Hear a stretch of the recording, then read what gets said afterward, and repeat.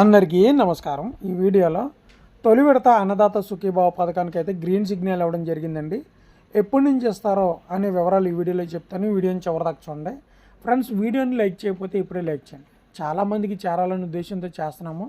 So చాలామంది చూసి వెళ్ళిపోతున్నారు. సో ఇన్ఫర్మేషన్ అయితే తీసుకుంటున్నారు కానీ లైక్ చేయట్లేదు.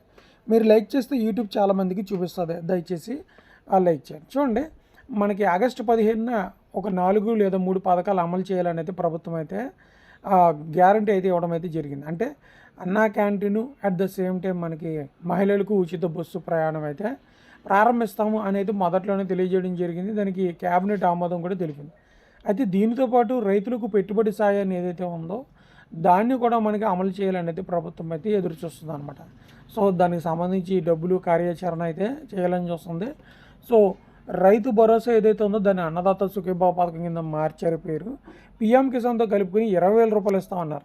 జగన్ గారు ఉన్నప్పుడు 13,500 ఇచ్చేవారు.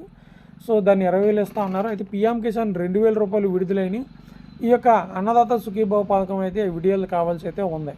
ఒకవైపు వర్షాలు వరదల వల్ల పంట నష్టం అయితే జరిగింది. రైతులకి పంట నష్టాన్ని నమోదు చేసుకుని దానికైతే ఒక కార్యాచరణ రూపొందించి ఏ పంటలు నష్టపోయి ఏ ఏరియాలో నష్టపోయి అని అంచనా వేసి అయితే ప్రభుత్వం అయితే దానికైతే ఒక వ్యయం బడ్జెట్ అయితే విడుదల చేయడం జరిగింది. అయితే ప్రస్తుతానికి పెట్టుబడి సాయం నిమిత్తం అయితే 7,500 కానీ 7,000 రూపాయలు కానీ మనకి ప్రభుత్వం అయితే ఆగస్టు 15న విడుదల చేసే అవకాశం అయితే ఉందన్నమాట. దాని గురించి ఇంకా నిర్ణయం అయితే తీసుకుని చెప్తారు. అయితే గ్రీన్ సిగ్నల్ అయితే రావడం జరిగింది.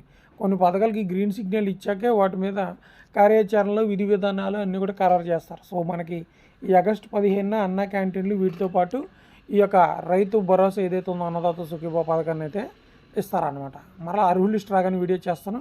ఛానల్ సబ్స్క్రైబ్ చేసి లైక్ చేసి మీరైతే డైలీ ఫాలో అవుతాను. Thank you.